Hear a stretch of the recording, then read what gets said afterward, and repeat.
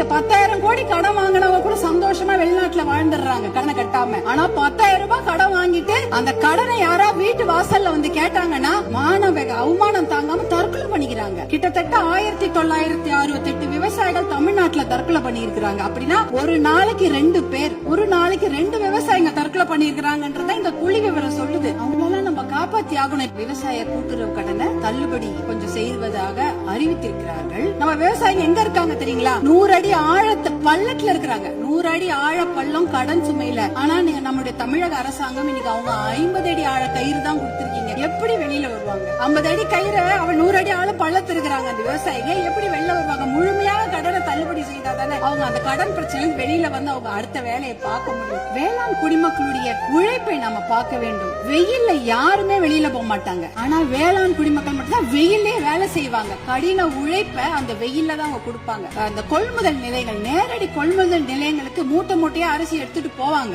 ஆனா ஒரு கொள்முதல் நிலையங்கள்லயும் ஒரு நாளைக்கு இவ்வளவுதான் அரிசி எடுத்துக்க முடியும், இவ்வளவுதான் மூட்டை எடுத்துக்கொள்ள முடியும் என்ற அளவுகோல் இருக்கும். ஆனால் அந்த அளவுகோலுக்கு மேல ஆயிடுச்சுன்னா அந்த மூட்டையை வச்சுட்டு வெயிலையும் மழையிலயும் அங்கேயே இருக்கணும். அது என்னவானாலும் சரி, மூட்டையை அவங்க நிலத்துல இருந்து எடுத்துட்டு போயிட்டாங்கன்னா தனியார் அந்த கொள்முதல் நிலையங்கள் வாசல்லே படுத்து கிடப்பாங்க. மழை பெஞ்சிச்சுன்னா அந்த மூட்டையெல்லாம் உள்ளே முளைச்சிடும், கெட்டு போயிடும். இப்படி எத்தனையோ சிரமங்களை மீறி தான் அவங்க நம்மளுடைய உணவு மேசைக்கு சாப்பாடு கொண்டு வராங்க.